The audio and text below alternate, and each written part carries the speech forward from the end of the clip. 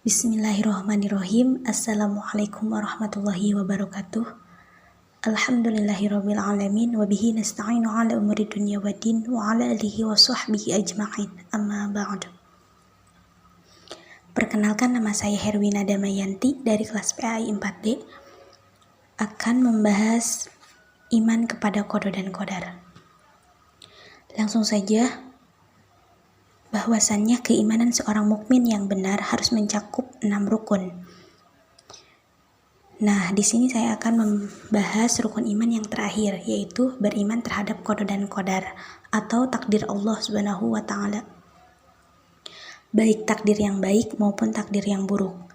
Apabila salah memahami keimanan terhadap takdir dapat berakibat fatal, yaitu bisa menyebabkan batalnya keimanan seseorang. Beriman kepada qada dan qadar merupakan salah satu rukun iman yang keenam. Takdir adalah ketentuan Allah untuk seluruh yang ada sesuai dengan ilmu dan hikmahnya. Takdir ini kembali kepada kudrat kekuasaan Allah. Iman kepada takdir merupakan bagian dari iman rububiyah Allah Subhanahu wa taala dan merupakan salah satu iman yang tidak akan sempurna jika keimanan seseorang tanpanya. Nah, selanjutnya yaitu kewajiban beriman kepada qada dan qadar. Sebagai seorang yang beriman, kita diwajibkan meyakini bahwa qada dan qadar itu benar adanya.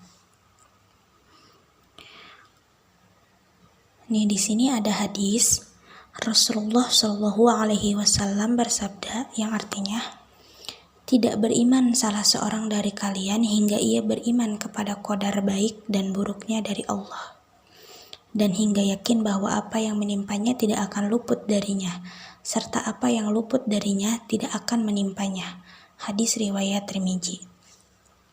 Nah, penjelasan hadis ini dikuatkan pula oleh hadis yang isinya cukup panjang ketika Rasulullah SAW didatangi oleh malaikat Jibril dalam sebuah majelis, dan Jibril bertanya kepada beliau tentang 3 perkara, yaitu Islam, iman, dan ihsan, serta menanyakan tentang hari kiamat.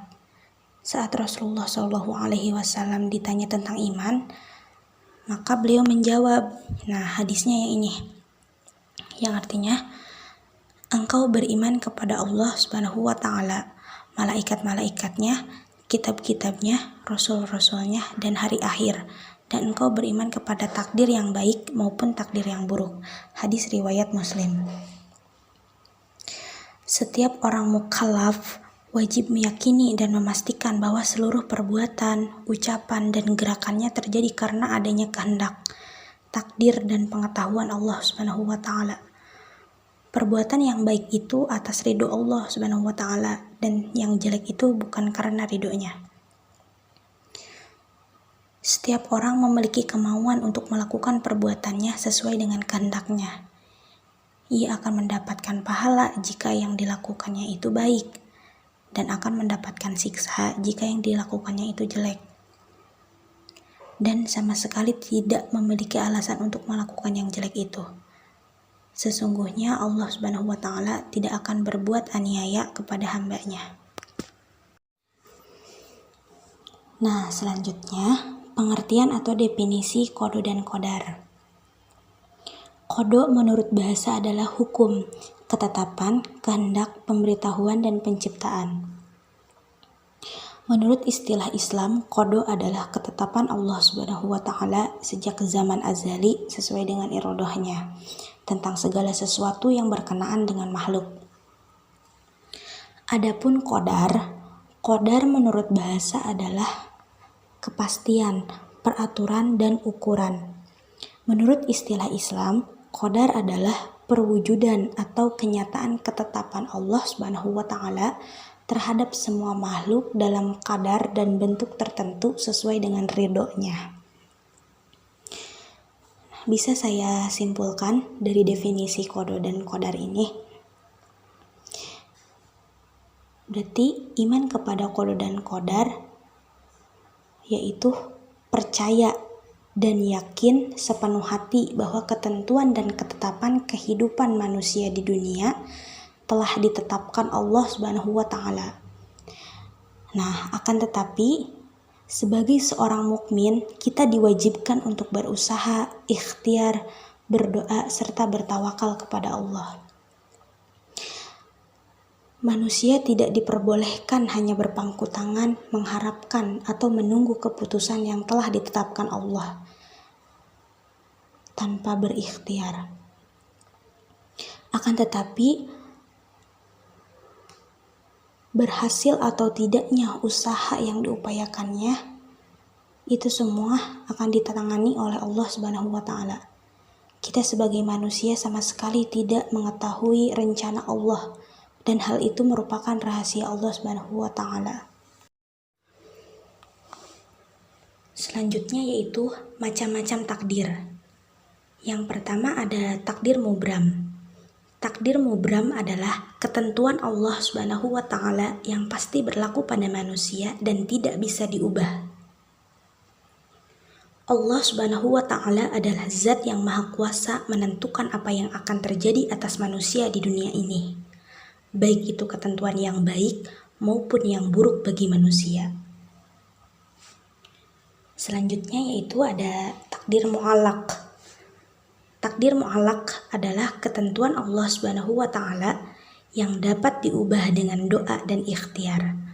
Manusia adalah makhluk Allah Subhanahu wa taala yang mencipta, mengatur, dan menguasai alam semesta. Manusia tidak mengetahui apa-apa yang akan terjadi atas dirinya sendiri, baik terhadap kejadian yang menyenangkan maupun kejadian yang menyusahkan. Manusia tidak dapat mengatakan bahwa besok akan terjadi hujan lebat. Manusia hanya akan memperkirakan berdasarkan pengalaman. Islam mensyariatkan bahwa manusia wajib berusaha secara maksimal, sedangkan hasilnya ada pada kekuasaan Allah Subhanahu wa taala. Hal tersebut sesuai dengan firman Allah Subhanahu wa taala dalam surat Ar-Ra'd ayat 11. Yang artinya, sesungguhnya Allah tidak akan mengubah keadaan suatu kaum sebelum mereka mengubah keadaan diri mereka sendiri. Nah, ayat tersebut memberikan pesan kepada kita bahwa perubahan keadaan suatu perkara tersebut bergantung pada usaha yang dilakukannya. Oleh karena itu, kita sebagai seorang mukmin hendaknya berusaha semaksimal mungkin untuk mencapai hasil yang lebih baik di masa depan. Yang terakhir yaitu hikmah iman kepada qada dan qadar. Yang pertama yaitu memperkuat keimanan terhadap Allah Subhanahu wa taala. Keyakinan tersebut dapat mendorong umat manusia atau umat Islam untuk melakukan usaha-usaha yang bijaksana. Yang kedua, menumbuhkan kesadaran bahwa alam semesta dan segala isinya berjalan sesuai dengan ketentuan-ketentuan Allah Subhanahu wa taala. Sunnatullah atau hukum alam. Kesadaran yang demikian dapat mendorong umat manusia atau umat Islam untuk menjadi ilmuwan yang canggih di bidangnya masing-masing. Kemudian mengadakan usaha-usaha penelitian terhadap setiap makhluk Allah Subhanahu wa taala, seperti manusia, hewan, tumbuhan, air, udara, dan lain sebagainya. Adapun hasil penelitiannya dimanfaatkan untuk meningkatkan kesejahteraan manusia ke arah yang lebih baik. Dan yang ketiga, meningkatkan ketakwaan kepada Allah Subhanahu wa taala. Iman kepada takdir dapat menumbuhkan kesadaran bahwa segala yang ada dan terjadi di alam semesta ini, seperti daratan, lautan, angkasa raya, tanah yang subur, tanah yang tandus, serta berbagai bencana alam, seperti gempa bumi, gunung meletus, dan banjir semata-mata karena kehendak, kekuasaan, dan keadilan Allah Subhanahu wa taala. Yang keempat, menumbuhkan sikap dan perilaku terpuji serta menghilangkan sikap dan perilaku tercela. Orang yang betul-betul beriman kepada takdir atau umat Islam yang bertakwa tentu akan memiliki sikap dan perilaku terpuji seperti sabar, tawakal, qanaah, dan optimis dalam hidup. Juga akan mampu memelihara diri dari sikap dan perilaku tercela, seperti sombong, iri hati, dengki, buruk sangka, dan pesimis dalam hidup. Nah, yang nomor 5 dan yang terakhir, mendorong umat manusia atau umat Islam untuk berusaha agar kualitas hidupnya meningkat, sehingga hari ini lebih baik dari hari kemarin, dan hari esok lebih baik dari hari ini. Umat manusia atau umat Islam, jika betul-betul beriman kepada takdir, tentu dalam hidupnya di dunia yang sebesar ini tidak akan berpangku tangan. Mereka akan berusaha dan bekerja dengan sungguh-sungguh di bidangnya masing-masing, sesuai dengan kemampuannya yang telah diusahakan secara maksimal, sehingga menjadi manusia yang paling bermanfaat. Rasulullah Shallallahu Alaihi Wasallam bersabda, yang artinya, sebaik-baik manusia ialah yang lebih bermanfaat kepada manusia. Hadis riwayat At-Tabrani. Sebelum saya tutup, ada sebuah kata-kata mutiara yang saya kutip dari kitab Al-Hikam pasal 30 karya Ibnu Athaillah.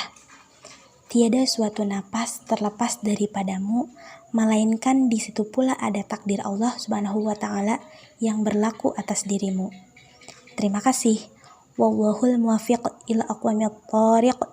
Wabillahi taufiq wal hidayah. Wassalamualaikum warahmatullahi wabarakatuh.